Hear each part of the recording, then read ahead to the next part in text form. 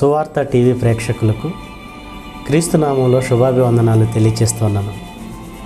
Abhishek creations వారు కరుణామయుడు అనే ఒక మెగా సీరియల్ను ప్రారంభించారు. నిజంగా యేసు జీవితం సీరియల్ ద్వారా ప్రపంచానికి రావడం నిజంగా సంతోషదాయకం. ప్రియులారా, ఈ సీరియల్లో ప్రభు యొక్క జీవితం, బైబిల్ యొక్క గొప్పతనం ఇప్పటి వరకు ఏ సినిమా వాళ్ళు, సీరియల్ వాళ్ళు మరి స్పృశించని కోణంలో ఒక మంచి కాన్సెప్ట్తో గోపాలకృష్ణ గారు ఈ సీరియల్ ప్రారంభించటం, ఎంతో కష్టంతో మంచి ఆర్టిస్టులను ఆయన ఎన్నుకొని ఈ కార్యక్రమాన్ని ప్రారంభించడం క్రైస్తవులుగా మనమంతా సంతోషించవలసిన సంగతి. ఇకపోతే ప్రియులారా, ఈ సీరియల్లో యేసుక్రీస్తు ఎంత గొప్పవాడో ఎవరు చూపించని కోణంలో బైబిల్కు అనుగుణంగా చూపించాలన్నది ఈ అభిషేక్ క్రియేషన్స్ వారి ఆలోచన. యేసుక్రీస్తును అందరూ సహజంగా ఒక మత బోధకుడిగా, మత స్థాపకుడిగా, ఒక ఆధ్యాత్మిక గురువుగా మాత్రమే చూస్తారు. క్రీస్తు అంటే కరుణామయుడని, మంచి ఆధ్యాత్మికత కలిగిన వాడని, ఈ కోణంలో మాత్రమే యేసుక్రీస్తును చూస్తారు, మృదు స్వభావి అని. కానీ ప్రియులారా, యేసుక్రీస్తు ఈ భూమి మీదకి ఎందుకు వచ్చాడో ఈ ప్రపంచంలో తెలిసిన వారు చాలా తక్కువ మంది ఉన్నారు. చెడిపోయిన సమాజాన్ని చూసి, దేవునికి విరోధిగా మారిపోయిన మనిషిని చూసి, నైతిక విలువలు, దైవిక విలువలు, మానవతా విలువలు కోల్పోయి నరరూప రాక్షసుడిగా మారిపోతున్న మనుషులను సరిచేయడానికి యేసు లోకానికి వచ్చాడు. ఒక తండ్రి తన పిల్లలను ప్రేమిస్తాడు, మృదువుగా చెబుతాడు, అదే సమయంలో తన బిడ్డలపై కోప్పడతాడు. ఇది ఎంత వాస్తవమో ఈ భూమి మీదకి వచ్చిన యేసుక్రీస్తు కూడా మృదు స్వభావిగా ఉన్నమాట నిజమే. కానీ చెడిపోయిన సమాజాన్ని చూసి కొరడా పట్టుకున్నాడన్న సంగతి కూడా బైబిల్లో ఉంది. చెడిపోయిన సమాజాన్ని బాగు చేయడానికి ఆయన ఆవేశపడ్డాడు, బాధపడ్డాడు, రౌద్రుడయ్యాడు. ఎలాగైనా ఈ సమాజాన్ని బాగు చేయాలని తపనపడ్డాడు. ప్రియులారా, ఒక మత గురువునే ఈ ప్రపంచం క్రీస్తులో చూసింది, ఒక ఆధ్యాత్మిక గురువును చూసింది. కానీ మనుషుల మనస్సులను మార్చడానికి ఆయన పడిన తపన ఇంత అంత కాదు. ఉదాహరణకు ఒక సంగతి మనం ఆలోచించగలిగితే, ఈరోజు టీవీ ఛానల్స్లో ప్రతినిత్యం మనకు కనిపిస్తున్న ఒక సంగతి, తారా చౌదరి. ఆమె వ్యభిచారమందు పట్టబడినదని, ఎందరో నాయకులు, ఎందరో గొప్పవాళ్ళు ఆమెతో ఉన్నారు అని ప్రతి క్షణం టీవీ ఛానల్స్ వాళ్ళు ఆమెను దోషిగా చేసి ప్రతినిత్యం ఛానల్స్లో చూపిస్తున్నారు. ప్రియులరా, ఇలా చూపించడం వెనక వారి ఉద్దేశం ఏంటి? సమాజాన్ని బాగు చేద్దామనా? ఆమెలో మార్పు తీసుకొద్దామనా? పదే నీవు దోషివి అని ఆమెను చూపించటం వలన ఆమె మారదు సరికదా, మరింత కరుడుగట్టుతుంది. ఇకపోతే ఆమెతో వ్యభిచరించిన పురుషులెవరిని మీడియా వాళ్ళు బయట పెట్టడం లేదు, కేవలం ఆమెను మాత్రమే దోషిగా చూపిస్తున్నారు. దీనివల్ల ఒరిగేదేముంది చెప్పండి? అంటే సమాజానికి ఒక వ్యక్తిని కౌన్సిలింగ్ చేసి మంచిగా మార్చడం అంటే ఎలా చేయాలో తెలియదు. కానీ 2000 సంవత్సరాల క్రితం ఇలాంటి సందర్భమే యేసుక్రీస్తుకు కూడా ఎదురైంది. అప్పుడు ఆయన ఏం చేశాడో తెలుసా? వ్యభిచారమందు పట్టబడిన ఒక స్త్రీని ఆయన ముందుకు తీసుకొచ్చి, మోషే ధర్మశాస్త్ర ప్రకారం రాళ్లతో కొట్టి చంపాలని వ్రాయబడి ఉంది, బోధకుడా నీవేం చెబుతావు అని అడిగారు. అప్పుడు ఆయన ఏం చేశాడో తెలుసా? అందరిలా రాళ్ళు తీసుకొని ఆయన కొట్టలేదు. పైగా రాళ్లతో చంపాలని వచ్చిన వారిని ఉద్దేశించి ఏమన్నాడంటే, మీలో పాపము చేయని వారు మొదటి రాయి వేయండి అన్నాడు. ఆ మాట విన్న ప్రతి ఒక్కరూ చేతితో పట్టిన రాళ్లను విడిచిపెట్టి ఒక్కరొక్కరిగా బయటకు వెళ్ళిపోయారు. దాని ఉద్దేశం, పాపం చేయని వాడు మాత్రమే శిక్షించే అధికారం ఉంది అని. ప్రియులరా, అలా అనుకుంటే యేసుక్రీస్తు ఏ పాపం చేయలేదు, శిక్షించే అధికారం ఆయనకుంది. పాపం చేసిన వాళ్ళు శిక్షించే అధికారం లేదనుకొని బయటకు వెళ్ళిపోతే ఏ పాపం చేయని యేసుక్రీస్తు శిక్షించవచ్చు. కానీ యేసుక్రీస్తు కూడా ఏమన్నాడు తెలుసా? అమ్మా, నేను కూడా నిన్ను శిక్షించను అన్నాడు. ప్రియులరా, వ్యభిచారమందు పట్టబడిన ఒక స్త్రీని అమ్మ అన్నాడు అంటే తన కన్న తల్లితో పోల్చి మాట్లాడాడు. ఆ మాటకే ఆమె జీవితం మారిపోయిందండి. చెడిపోయిన నన్ను తన తల్లిగా స్వీకరించాడన్న యేసు మంచితనాన్ని చూసి ఇక ఆ జీవితంలో ఆమె ఎప్పుడూ తప్పు చేయలేదు. ప్రియులరా, ఇది సమాజాన్ని కౌన్సిలింగ్ చేయాలంటే నేటి పోలీస్ వ్యవస్థ, చట్టం, సమాజం క్రీస్తు నుంచి నేర్చుకోవలసినవి ఎన్నో ఉన్నాయి. ఇలా క్రీస్తు బోధనల్లోనే సమాజం బాగుపడుతుందని చెప్పే ఒక మంచి కాన్సెప్ట్ ఈ సీరియల్ ద్వారా గోపాలకృష్ణ గారు వారి బృందం ఈ ప్రపంచానికి చెప్పబోతున్నారు. కనుక ప్రార్థించండి. మీ ఆశీస్సులు, పరలోకమందున్న దేవుని ఆశీస్సులు ఈ యూనిట్ అంతటికీ ఉండాలని ఆశిస్తూ నేను ముగిస్తున్నాను. టీవీ ప్రేక్షకులందరికీ శుభాభివందనములు. దేవుని బిడ్డలారా, దేవుని యొక్క కోరిక యేసుక్రీస్తు వారు ఆరోహణం అవుతూ ఆయన చెప్పినటువంటి మాట ఏమిటంటే, సర్వలోకానికి వెళ్ళి సర్వ సృష్టికి సువార్తను ప్రకటించమన్నాడు. మరి ఈ రోజుల్లో, పురాతన రోజులతో చూస్తే ఈ ఎలక్ట్రానిక్ మీడియా, ప్రింట్ మీడియా బాగా అభివృద్ధి చెందింది. ఈ సర్వలోకానికి వెళ్ళి 700 కోట్ల మందికి సువార్త చెప్పాలంటే ఒక్క మనిషి ద్వారా జరగదు. అందుగురించే ఈ యొక్క సంకల్పంతోనే మరి మన సహోదరుడు గోపాలకృష్ణ గారు ఎంతో శ్రమించి డబ్బులు ఖర్చు పెట్టి ఈ యొక్క ధ్యేయంతోనే మరి ఈ TV mega serials Abhishek creations ద్వారా తీయబోతున్నందుకు చాలా సంతోషం.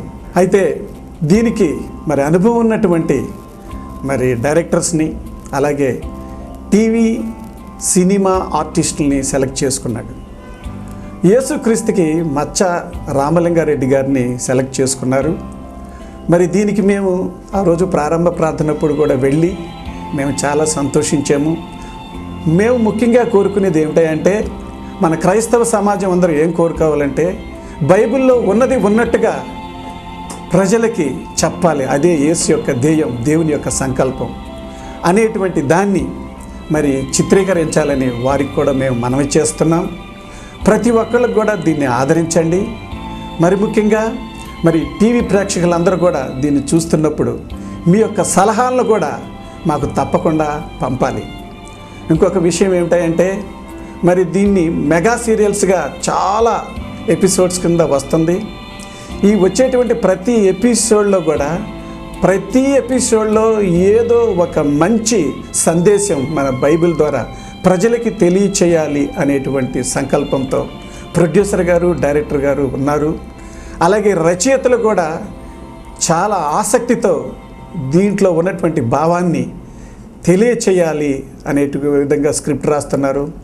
మరి ఇంత క్రితమే మీరున్నారు, ఒక మంచి సందేశం మరి బ్రదర్ ఈ సంతోష్ కుమార్ గారు చెప్పడం జరిగింది.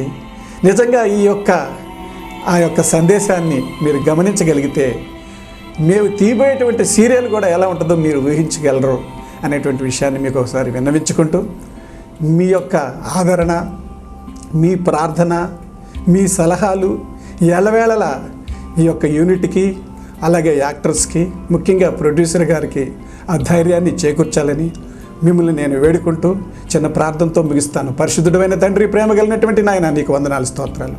నీ బిడ్డ గోపాలకృష్ణ మహోత్తరమైనటువంటి కార్యాన్ని సర్వలోకానికి వెళ్ళి సర్వ సృష్టికి సువార్తను చాటించాలనేటువంటి ఒక కొత్త ప్రతిపాదనను నిర్ణయించుకొని ఈ విధంగా ఆయన సమాజంలోకి వెళ్తున్నందుకు దేవ మీరు కనుకరించండి.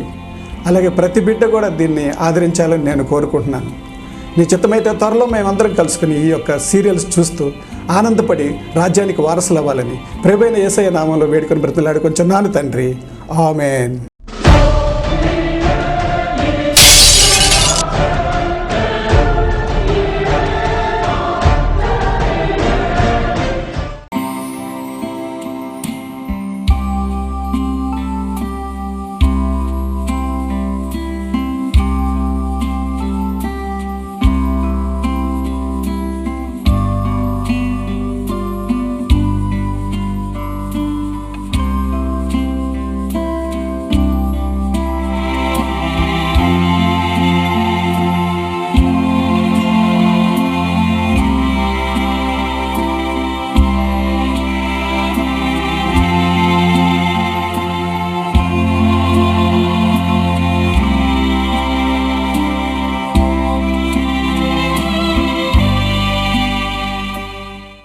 నిర్మాతగా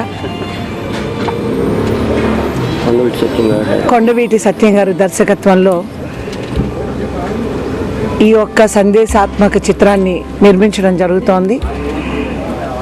మనందరికీ తెలుసు, కరుణామయుడు అని అంటే ఆయన గురించి తెలియని వాళ్ళు ఎవ్వరూ లేరు, ఆయన పూజించిన వాళ్ళు లేరు, ఆయన కొలవని వాళ్ళు లేరు. అలాంటిది గోపాలకృష్ణ గారికి ఇంకా ప్రజల్లోకి ఆయన జీవిత చరిత్ర కాకుండా, జీవిత చరిత్ర ప్రతి ఒక్కరికి తెలుసు, కానీ ఆయన చేసిన కొన్ని అద్భుతాలు ఎంతోమందికి తెలీదు. ఈ చిత్రం ద్వారా తెలియజేయాలనే ఒక ఉద్దేశంతో ఈ సినిమాని చేపట్టడం జరిగింది. కాబట్టి ఇంకొకటి ఏంటంటే, దర్శకుల గురించి చెప్పాలి అని అంటే, నేను కథానాయికగా ఉన్నప్పుడు చాలా సినిమాలు మేము వర్క్ చేయడం జరిగింది. ఆ తర్వాత కూడా ఒక క్యారెక్టర్ ఆర్టిస్ట్గా కూడా నేను వర్క్ చేయడం జరిగింది. ఈరోజు ఆయన ఇంతటి బాధ్యతని, ఇంతటి గౌరవాన్ని, అంటే ఒక కెమెరా స్విచ్ ఆన్ చేయడం అంటే చాలా గౌరవం, ఒక నటికి కానీ నటుడికి కానీ గౌరవించడం జరుగుతుంది. ఇలాగ ఆయన నన్ను గౌరవించడం అనేది నాకు చాలా ఆనందంగా ఉంది. ఆయనకి నేను కృతజ్ఞతలు తెలియచేసుకుంటున్నాను. తప్పకుండా ఏ పాయింట్ అయితే అనుకుంటున్నారో, ఆయన అద్భుతాలు ప్రపంచానికి తెలియజేయాలని అనే ఉద్దేశంతో ఈ చిత్రాన్ని నిర్మిస్తున్నారో, వారికి ప్రతి ఒక్క కోణంలోని అన్ని విధాల వ్యాపార పరంగా కానీ, అలాగే ప్రజలు దీన్ని ఆదరించడంలో కానీ పరిపూర్ణంగా సక్సెస్ అవ్వాలని చెప్పి నేను మనస్ఫూర్తిగా కోరుకుంటున్నాను. తప్పకుండా సక్సెస్ అవుతుంది. ఎందుకంటే జీసస్ని ఇష్టపడని వాళ్ళు లేరు, ఆయన నమ్మకుండా ఉన్నవాళ్ళు ఎవరూ లేరు. కాబట్టి ప్రతి ఒక్కరికి కూడా ఇది చాలా నచ్చుతుంది. సో వాళ్ళు కూడా, చూసిన వాళ్ళు కూడా కొన్ని కొత్త, ఆయన చేసిన కొన్ని అద్భుతాలు తెలుసుకునే విధంగా కూడా ఈ సినిమా ఉండడం వల్ల తప్పకుండా ప్రజలు ఆదరిస్తారని నేను అనుకుంటున్నాను. సో ఈరోజు ఈ యొక్క ప్రారంభోత్సవానికి నన్ను పిలిచినందుకు దర్శకులకి, అలాగే నిర్మాతకి నా హృదయపూర్వక కృతజ్ఞతలు తెలియజేసుకుంటూ అన్ని విధాలా సక్సెస్ అవ్వాలని చెప్పి ఆ భగవంతుని నేను కోరుకుంటున్నాను. Thank you so much. ఈరోజు కరుణామయుడులో నటించే అవకాశం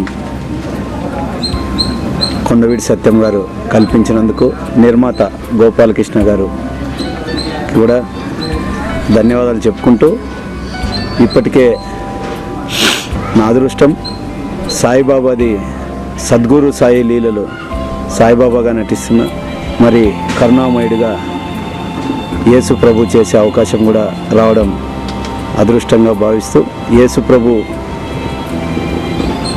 ఎంత చెప్పినా మనకి తక్కువే యేసు ప్రభు గురించి. కాబట్టి మనం ఇంకా ఎంత అవకాశం ఉందో ఈ కరుణామయుడు సక్సెస్ కావాలని, దీనికి అందరూ కూడా ప్రేక్షక ఆదరణ ఉదయం అందరూ చూసి దీన్ని విజయవంతం చేయవలసిందిగా కోరుతా ఉన్నాం. రామలింగారెడ్డి.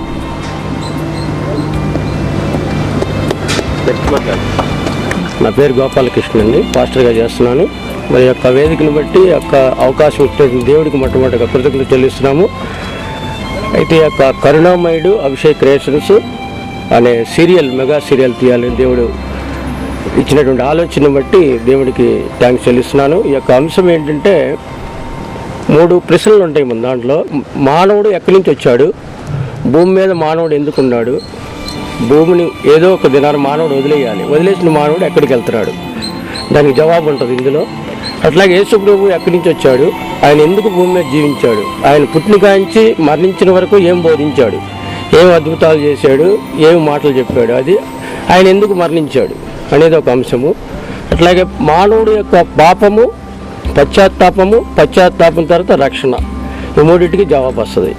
అయితే క్రీస్తు పూర్వము, క్రీస్తు జననము, క్రీస్తు మరణ పునరుత్థానం మీద యొక్క సీరియళ్ళు మరి కథది రాయించడం చాలా అద్భుతంగా దేవుడు మరి ఎంతో లోతైన మర్మాలతో మరి అనేకులు యొక్క జ్ఞానాన్ని ఇందులో మరి పొందుపరిచి మరి జాగ్రత్తగా రాయించి మరి యొక్క కార్యక్రమానికి పూనుకుంటానికి అవకాశం ఉంటుంది. దేవుడికి వందనాలు చెల్లించుకుంటూ ఇక చేరువచ్చినటువంటి పెద్దలను బట్టి, ఆర్టిస్టులను బట్టి అందరికీ దేవుడి నామాన శుభం చెల్లించుకుంటాను.